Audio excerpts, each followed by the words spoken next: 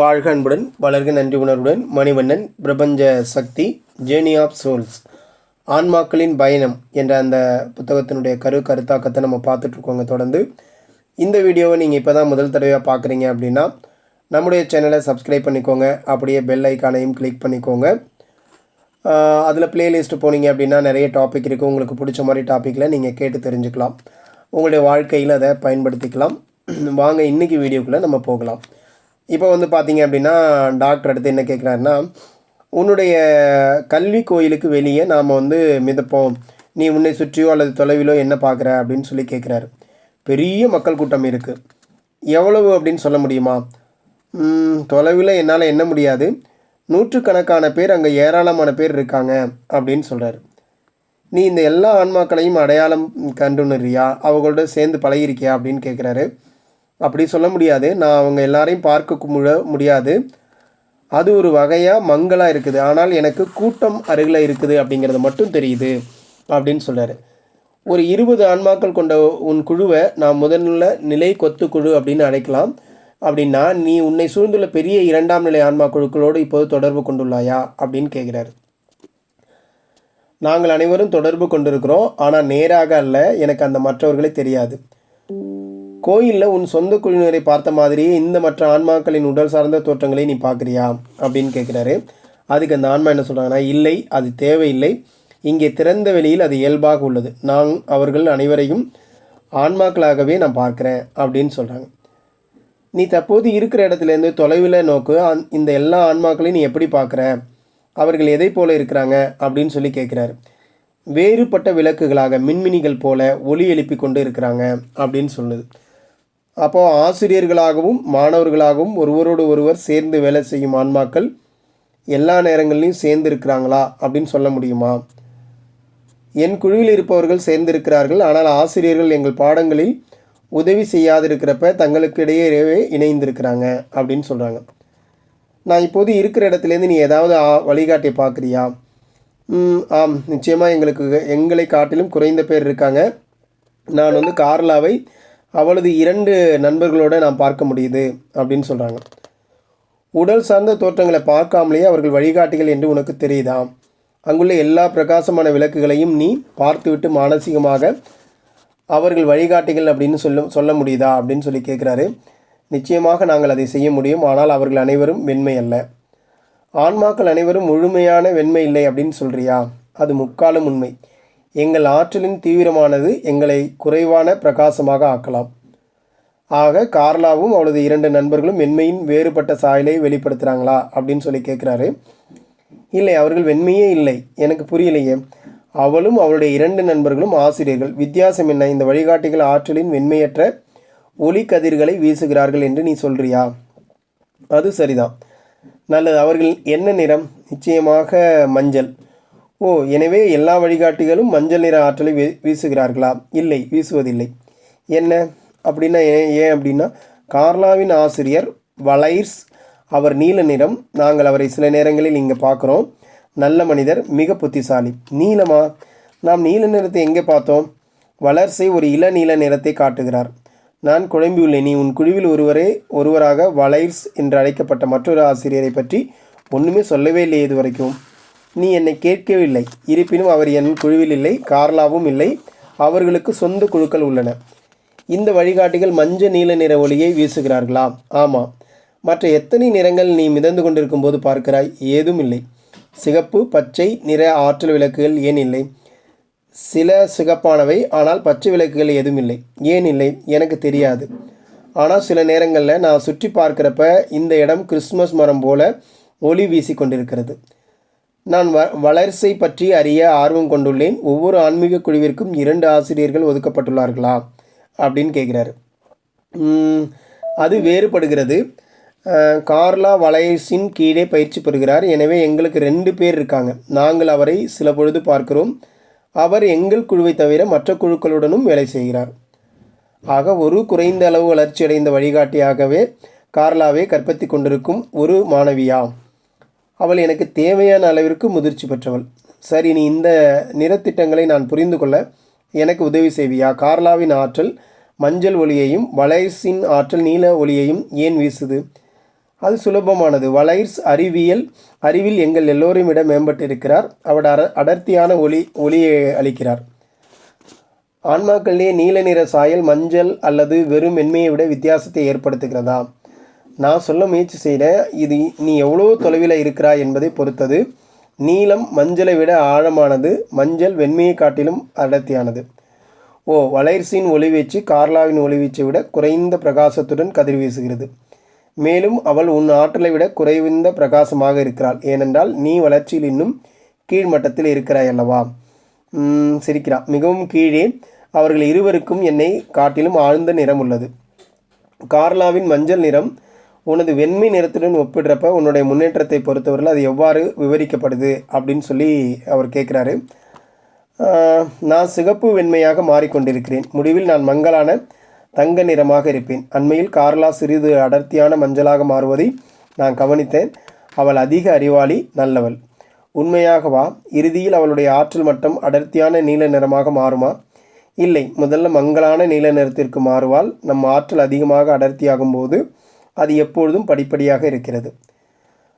எனவே இந்த 3 அடிப்படையான ஒளிகளான வெண்மை, மஞ்சள், நீலம் ஆன்மாக்களுடைய முன்னேற்ற கட்டங்களை சுட்டி காட்டுகிறதா? இது எல்லா ஆன்மாக்களுக்கும் தெள்ள தெளிவாக உள்ளதா அப்படின்னு சொல்லி கேட்குறாரு. அது சரிதான். மேலும் மாற்றங்கள் மிக மெதுவாக ஏற்படுகின்றன. மீண்டும் சுற்றி நோக்கு. இந்த வெளியில் ஆன்மாக்களால் எல்லா ஆற்றல் நிறங்களும் சமமாக சுட்டி காட்டப்படுகின்றனவா அப்படின்னு கேட்குறாரு. இல்லை, பெரும்பாலும் வெண்மை, சில மஞ்சள் நிறங்கள், சிறிது நீல நிறங்கள். இதை எனக்கு தெளிவுபடுத்தினதுக்கு நன்றி அப்படின்னு சொல்கிறார். அதாவது இப்போ என்னென்னா அவங்களுடைய அந்த நிலையில் இருக்கிறப்ப நம்ம ஒவ்வொருத்தரையும் கேட்குறப்ப பார்த்தா வண்ணங்களை பற்றி கேட்கும்போது பெரும்பாலும் வெண்மையிலிருந்து ஆன்மாக்கள் பல சாயல்களில் வெள்ளை நிறத்தை வெளிப்படுத்துகிறதா பார்த்ததா வாடிக்கையாளர் சொல்கிறாங்க. நடுநிலைமையான வெள்ளை அல்லது சாம்பல் நிறம் அது வளர்ச்சியோட துவக்க புள்ளி அப்படின்னும், அதுக்கப்புறம் ஒளிகள் பின்னர் வெள்ளையிலிருந்து முதல்நிலை நிறங்களான சிவப்பு, மஞ்சள், நீலத்தை கலக்கின்றது அப்படின்னும், ஒரு சில மக்கள் பச்சை வண்ணங்கள் அல்லது மஞ்சள் நீலத்துடன் கலந்திருப்பதையும் பார்க்குறாங்க. இது மாதிரிலாம் அவங்க சொல்லியிருக்காங்க. நான் என்னுடைய இந்த வகுப்பு நடைமுறைகளில் நம்ம சொர்க்கங்களில் காணக்கூடிய ஒளி நிறமாலையை ஆளும் திடப்பொருள் சார்ந்த விதிகளோடு நம்ம கேள்விப்பட்டு இல்லை ஆன்மா ஆற்றலை ஒப்பிடும்போது ஒரு ஊகம்தான். இருந்தாலும் நான் சில ஒப்புமைகளை நான் கண்டிருக்கிறேன். அதாவது ஆகாயத்தில் பார்த்தா குளுமையான நட்சத்திரங்கள்லேருந்து கதிர்வீச்சு ஒளியினுடைய ஆற்றல் ஒரு சிவப்பு, ஆரஞ்சு அல்லது வெப்பமான நட்சத்திரங்கள் மஞ்சள், நீலம், வெண்மைக்கு அதிகரிக்குது அப்படிங்கிறதையும், வித்தியாசமான அலை அதிர்வுகள் கொண்ட ஒளி நிழற்பட்டையினுடைய தெளிவான அதிர்வுகளும் அந்த ஒளி அலைகள் மீது இருக்குது அப்படிங்கிறதெல்லாம் நாம் பதிவு பண்ணியிருக்கோம். அதாவது ஆன்மாக்களுடைய நிறங்கள் பார்த்திங்க அப்படின்னா நம்ம சொல்லுவோம் இல்லையா, ஹைட்ரஜன், ஹீலியம் போன்ற தனிமங்களோட பெரும்பாலும் எந்த தொடர்பும் இருப்பதாக தெரியல. ஆனால் ஒருவேளை ஒரு உயரிய மின்காந்த ஆற்றல் அந்த செயல் எல்லையோடு அதற்கு ஒரு தொடர்பு இருக்கலாம். எல்லா ஆன்மா ஒளியும் மெய்யறிவின் இணக்கமாக ஆன்மீக ஒருமையை ஒத்துசைவாக வச்சுருக்கிறதுனால, ஒரே துடிப்போடு அதுகளில் இருக்கிறதுனாலையும் அந்த அலை அதிர்வுகள் எதிர் செயல்களான திடப்பொருட்களை இயக்கின்றது அப்படின்னு பார்த்தோம் அப்படின்னா இந்த பிரபஞ்சம் அது மாதிரி ஆக்கப்பட்டிருக்கு அப்படின்னு நம்ம சொல்லலாம். அதுமாரி கதிரியக்க இயற்பியலுடைய அந்த குவாண்டம் சொல்கிறோம் இல்லையா, அது என்ன சொல்லுதுன்னா பௌதீக வெளியில் ஒளி இயக்கம், ஒளி, காலம் எல்லாம் ஒன்றோடு ஒன்று தொடர்பு இருக்குது. இதே தொடர்புகள் ஆன்மீக உலகிலும் இருக்கிறத என்னுடைய நிகழ்வுலேருந்து நான் கேட்டறிந்தேன். முடிவில் ஆன்மீக மற்றும் திடப்பொருள் சார்ந்த நமது 2 உணர்வு நிலைகள்லையும் ஒளி ஆற்றலை வெளிப்படுத்துகிறது அப்படின்னு நம்மளால் ஏற்றுக்கொள்ள முடியுதை நான் தீர்மானித்தேன். அதேமாரி ஒரு தனிநபருடைய துடிப்பதிர்வு பார்த்திங்க அப்படின்னா இந்த அலைப்படிவங்கள் ஒவ்வொரு ஆன்மாவோட ஒளியையும் சுட்டி காட்டுது அப்படிங்கிறதையும் நான் நம்புகிறேன் அப்படின்னு சொல்லி அந்த டாக்டர் சொல்லியிருக்காரு. அதுமாரி ஆன்மாக்களாக நாம் வீசும் ஒளியினுடைய அடர்த்தி, நிறம், உருவம் எல்லாமே நம்முடைய வளர்ச்சியை ஒத்து ஒளியினுடைய அடர்த்தியால் சுட்டி காட்டியுள்ளபடி நம்முடைய அறிவு மற்றும் புலனுணர்வின் ஆற்றலுடைய அளவிற்கு ஒத்துள்ளது அப்படிங்கிறதையும், தனிநபருடைய ஆற்றல் படிவங்கள் நாம் யார் அப்படிங்கிறத வெளிப்படுத்துவதில்லை, ஆனால் மற்றவர்களை குணப்படுத்தும் திறமையும் தரத்தையும் நம்மை நாமே புத்து அளித்து கொள்றதுக்கான அதையும் சுட்டி காட்டுது அப்படிங்கிறதையும் என்னால் உணர முடிஞ்சுது அப்படின்னு சொல்கிறாரு.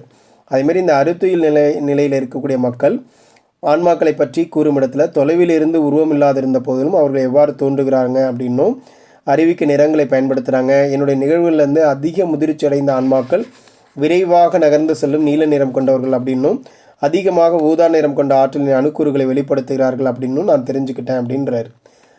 அதாவது ரொம்ப நீல நிறமாக இருக்கிற ஆன்மாக்கள் யார் அப்படின்னு கேட்டிங்கன்னா ரொம்ப முதிர்ந்த ஆன்மாக்கள், நல்ல அறிவுத்திறன். அதாவது முதிர்ந்த ஆன்மாக்கள்னு நம்ம எப்படி இதுமா எடுத்துக்கலாம், அதாவது அவங்க நல்ல செயல்களின் மூலமாக உயர்ந்த தலங்களை அடைஞ்சிருக்காங்க அப்படின்னு தெரிஞ்சுக்கலாம்.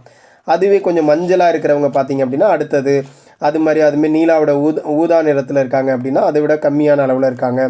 இப்படி வந்து அந்த ஒளியினுடைய நிறங்களின் அடிப்படையில் அவங்க வந்து எந்தெந்த தலங்களில் இருக்கிறாங்க அப்படிங்கிறது இவர் சுட்டி காட்டுறாருங்க. எந்த தளத்தில் அவங்க இருக்கிறாங்க அப்படிங்கிறது நம்மளால் தெரிஞ்சுக்க முடியுதுங்கிறாரு. ஏன்னா நீல நிறமாக இருக்கிறவங்க ரொம்ப தூரத்தில் தெரிகிறாங்க அப்படின்னும், எப்போயாவது தான் அவங்கள பார்க்க முடியுது அப்படின்னா அந்த பேரான்மாக்கள் அதெல்லாம் சொல்கிறோம் இல்லையா, அந்த மாதிரி அது இருந்திருக்கும் அப்படிங்கிறத உணர முடியுது இவர் சொல்லக்கூடிய அந்த நிலையிலிருந்து. அதேமாரி வந்து பார்த்திங்க அப்படின்னா வாடிக்கையாளர்கள் வந்து அந்த நிறத்தொகுதிகளால் ஆன்மாக்களை வகைப்படுத்துகிறப்ப வந்து நான் சொன்னது வந்து ஒரு மாதிரி படம் தான், இப்படி இதில் இருக்கலாம் அப்படின்னு சொல்லிட்டு. அதுமாரி உடல் சார்ந்த வாழ்க்கையோட ஒப்படைப்போடு அது விரைவுபடுது அப்படின்னு நம்ம பார்க்க முடிஞ்சுது. அப்புறம் அவரே கொடுத்துருக்காரு, ஆன்மாவோடைய வளர்ச்சி நிலைகளுக்கு வந்து ஒரு படிவம் மாதிரி கொடுத்துருக்கிறாரு. வெண்மை அப்படிங்கிறது ஒரு சீரானது, எவருமே இல்லை அதில் அப்படின்னும். படித்தளம் 1ல் வச்சுக்கலாம். 2 வந்து தாழ்ந்த நடுத்தரம்னு வச்சுங்களேன். வெண்மையின்மை சிவப்பு சாயல் இருக்கும், கடைசியில் சிறிதளவு மஞ்சளாக மாறி இருக்கும், அதுலேயும் யாரும் இல்லை வழிகாட்டியெல்லாம். படித்தளம் 3ல் வந்து நடுத்தரம், மஞ்சள் திண்மம் சிறிதளவு அதிகம், வெண்மையின்மை எவரும் இல்லை, அங்கேயும் யாருமே, இந்த 3 தளத்துக்கும் வழிகாட்டிகள் யாரும் இல்லை. படித்தளம் 4 உயர்ந்த நடுத்தரம், இருண்ட மஞ்சள், ஒரு ஆழ்ந்த தங்கம், கடைசியில் சிறிதளவு நீளமாக மாறுறது. இங்கே வந்து இளம் படியினர் வந்து அங்கே வழிகாட்டிகளாக இருக்கிறாங்க. அதேமாரி படித்தளம் 5 வந்து பார்த்திங்க அப்படின்னா கொஞ்சம் முன்னேற்றம் அடைந்தவர், மங்களான சிறிதளவு கூட மஞ்சளின்மை, கடைசியில் சிறிதளவு ஊதாவை மாறுறது. நல்ல அனுபவ மேம்பாடு உடைய ஒருத்தரை அங்கே பார்க்க முடியுது அப்படின்னும். படித்தளம் 6 உயரிய முன்னேற்றம் அடைந்தவர். இதில் வந்து பார்த்திங்க அப்படின்னா இந்த நிலையில் இருக்கிறவர் வந்து பார்த்திங்க அப்படின்னா யாராக இருப்பார், நம்ம அந்த மாதிரி இருக்கிறவங்கள யாரை பார்க்குறோம் அப்படின்னா நல்ல ஒரு குரு அப்படின்னு சொல்லலாம், அந்த நிலையில் இருக்கக்கூடியவர். அப்போ இங்கேயும் வந்து 6 தலங்களை இவர் குறிப்பிடுறாரு. அதில் வந்து நல்ல ஒரு உயர்ந்த தளத்தில் இருக்கிறவங்க பார்த்திங்க அப்படின்னா அந்த மாதிரி உள்ளவங்கள, அதாவது நல்ல ஒரு ஞானம் பெற்றவங்கள அவங்க பார்க்குறாரு. அது மாதிரி நிலையில் தான் அவர் இதை சொல்லியிருக்கிறாரு. அப்போ நம்ம அதோடு இதை ஒப்பிடும் பொழுது எல்லாம் வந்து ஒரு சரியான ஒரு ஒப்புமையோடு இருக்குது அப்படிங்கிறத நம்மளால் தெரிஞ்சுக்க முடியுதுங்க. இன்றைக்கி வீடியோவில் இந்த நிகழ்வுகளை நம்ம பார்த்துருக்கோம். இதோட தொடர்ச்சி நம்ம நாளைக்கு வீடியோ பார்க்கலாம். தொடர்ந்து இணைந்திருங்கள். நன்றி. உங்கள் மணிவண்ணன்.